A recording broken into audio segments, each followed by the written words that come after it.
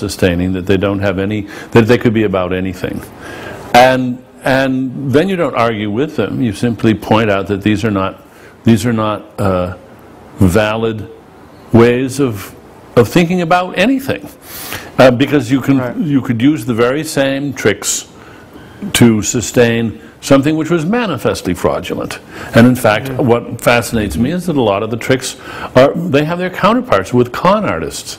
They use the very same forms of non-argument, the very same non sequiturs, and they make, for instance, they make a virtue out of trust.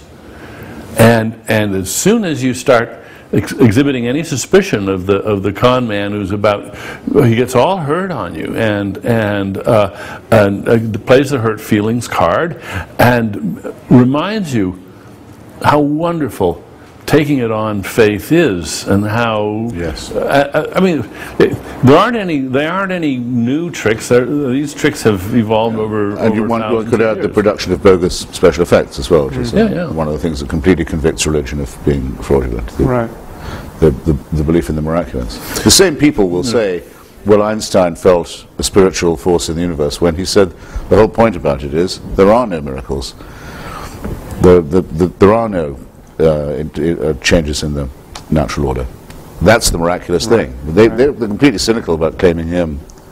Well, the other thing worth pointing out, almost the same breath, is that these every religious person feels the same criticism of other people's faith that we do as atheists. I mean, they reject the pseudo-miracles and the pseudo-claims to certainty of others, and they see the confidence tricks in other people's faith. And they see it rather readily. You know, every Christian knows the Quran can't be the perfect word of the creator of the universe, and anyone who thinks it is hasn't read it closely enough, and it's just in this hermetically sealed discourse that isn't really being self-critical.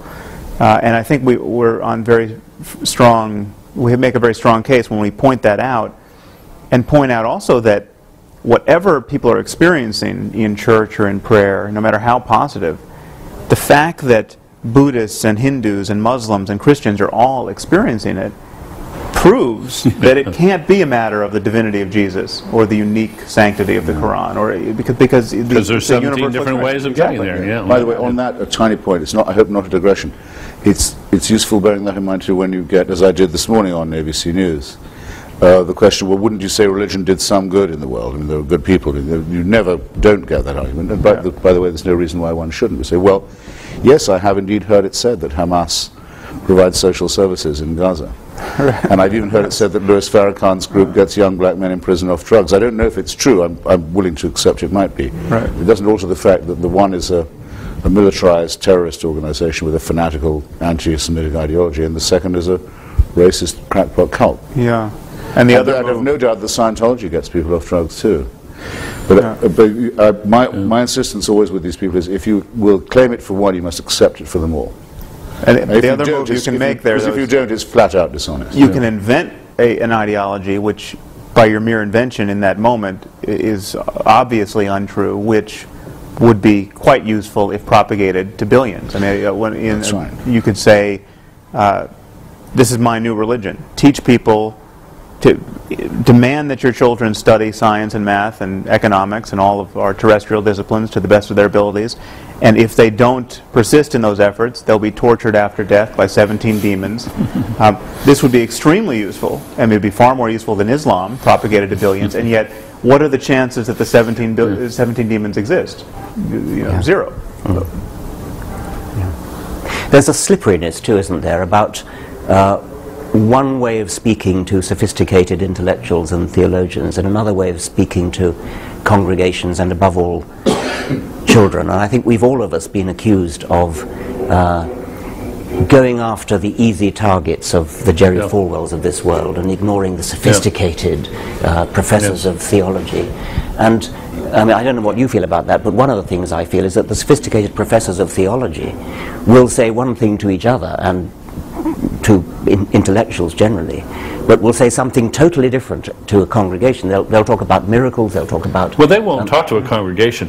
Well, and archbishops will. Yes, but when the sophisticated theologians try to talk to the preachers won't have any of it. Well, that's true. I mean, you got to realize that sophisticated theology is like stamp collecting. It's a very specialized thing, and only a few people do it. And a negligible influence. They take in their own laundry, and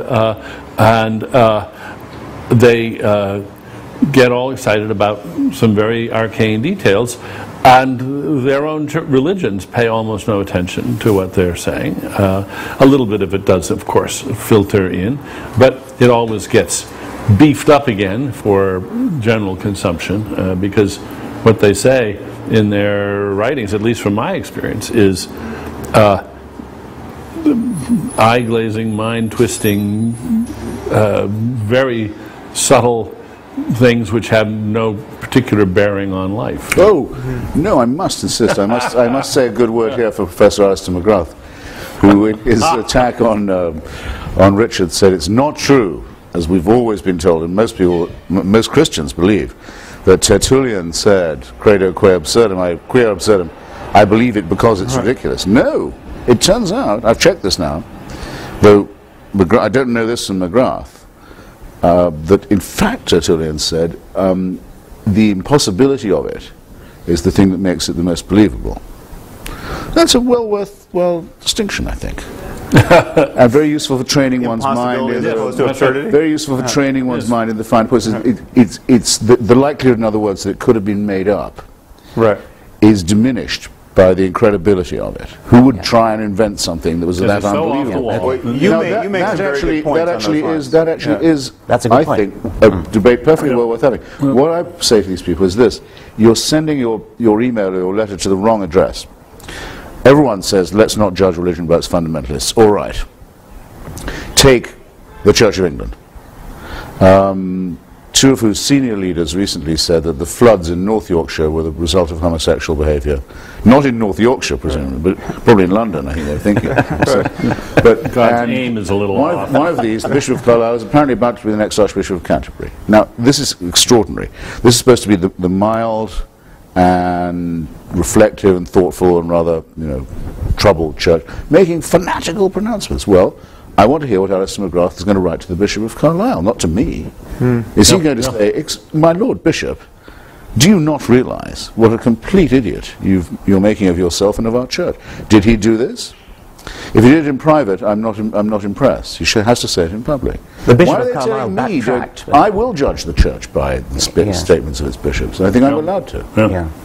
But the other thing is that, never mind about the academic theologians, bishops and vicars, who will attack us for taking scriptures, or for accusing people of taking scriptures literally. And of course we don't believe the book of Genesis literally. And yet they do preach about what Adam and Eve did, as though they did exist, as though they're somehow... It's a sort of license to talk about things which they know and anybody of any sophistication knows is fiction, and yet they will treat their congregations, their sheep, as though they did exist, as though they were factual, and a huge number of those congregations actually think they did exist. Can you imagine any one of these preachers saying, as such a topic is introduced, this is a sort of theoretical fiction. It's not true, but it's a very fine metaphor. No, they're just They kind of, after the fact, imply that that's what they expect you to know. Yes, but they would never announce it. Well, there's another point there, is that they never admit how they have come to stop taking it literally, because you have all these people criticizing us for our crass literalism. We're as fundamentalist as the fundamentalists, and yet these moderates don't admit how they have come to be moderate. What does moderation consist of? It consists of having lost faith in all of these propositions, or half of them, because of just the hammer blows of science and secular politics. Of the crass literalism of the critics. Yeah, religion has lost its mandate on 1,000 questions, and moderates tend to argue that this is somehow a triumph of faith, that faith is somehow self-enlightening, whereas it's been enlightened from the outside. It has been, we've had it has been intruded upon by On science. that point, that I was